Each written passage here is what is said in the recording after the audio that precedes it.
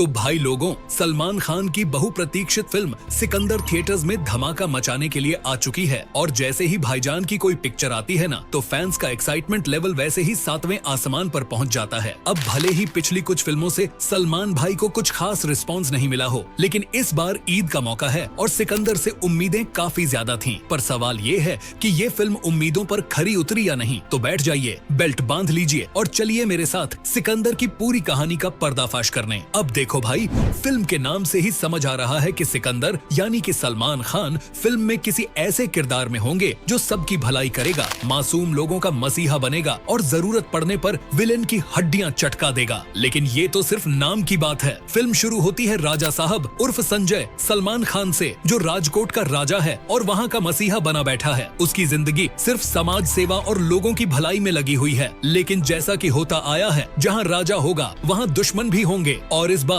दुश्मन बना है मुंबई का एक बड़ा मिनिस्टर। अब कहानी में जो ट्विस्ट आता है वो तो पहले हाफ में ही ऑडियंस को क्या बात है बंटा, बच्ची खा जाएगा मच्छी वाली फीलिंग दे देता है। लेकिन यकीन मानो, ये ट्विस्ट इतना भी दमदार नहीं है कि पूरी फिल्म का भार अपने कंधों पर उठा सके। अब भाई, फिल्म के डायरेक्टर हैं AR मुर्गदौस, जिन्होंने गजनी और हॉलिडे जैसी ब्लॉकबस्टर फिल्में दी हैं। तो ऑडियंस को उम्मीद थी कि सिकंदर भी कुछ वैसा ही धमाका करेगी, लेकिन यहाँ तो मामला पूरी तरह गड़बड़ हो गया। अब मूवी की पॉजिटिव बातें क्या हैं? पहली चीज, एक्शन। भाईजान का एक्शन तो हमेशा ही फाड़ू होता है और इस बार भी उन्होंने हाथ साफ कर दिया है। सिकंदर के एक्शन सीन्स में कैमरा मूवमेंट और हार्ट ट्रैकिंग शॉट्स का जबरदस्त इस्तेमाल किया गया है। जब सलमान खान किसी विलन को पंच मारते हैं तो पूरी दुनिया स्लो मोशन में घूमती हुई दिखती है। एंगल, क्लोजअप और कैमरा मूवमेंट सब कुछ इतना क्रिस्प और क्लासी है कि लगता है कि भाई एक्शन नहीं कर रहे बल्कि आर्ट दिखा रहे हैं। अब दूसरा पॉजिटिव, विजुअल ट्रीट। फिल्म की सिनेमेटोग्राफी और कलर ग्रेडिंग शानदार है। हर एक्शन सीन में लाइटिंग और विजुअल टच इतना बढ़िया है कि आंखें ठंडी हो जाती हैं। लेकिन अब बात करते हैं मूवी के नेगेटिव्स की। अब आ गया असली मुद्दा, कहानी का तो बंटा बंटा ही बना दिया भाई। फिल्म की कहानी इतनी प्रेडिक्टेबल और घिसी पिटी है कि पहले सीन से लेकर क्लाइमैक्स तक हर सीन ऑडियंस पहले ही समझ लेती है। सलमान खान का सिकंदर उर्फ संजय उर्फ राजा साहब होने का ताज पहना दिया गया है, लेकिन उस ताज का वजन फिल्म के प्लॉट को संभाल ही नहीं पाया। विलन कौन है, क्यों दुश्मनी कर रहा है और ये पॉलिटिकल ड्रामा क्यों चल रहा है? इन सब सवालों का जवाब तो खुद फिल्म भी नहीं दे पाती। दिमाग मत लगाओ, बस सलमान खान का जलवा देखो और घर जाओ। अब आते हैं फिल्म की सबसे बड़ी समस्या पर, ड्रामा और रोमांस। भाई, सलमान खान और रश्मिका मंदाना की केमिस्ट्री में तो बस लकड़ी की महक आती है। रश्मिका को श्रीवल्ली बनकर पुष्पा में फैंस का दिल जीतने के बाद सिकंदर में ऐसा किरदार मिला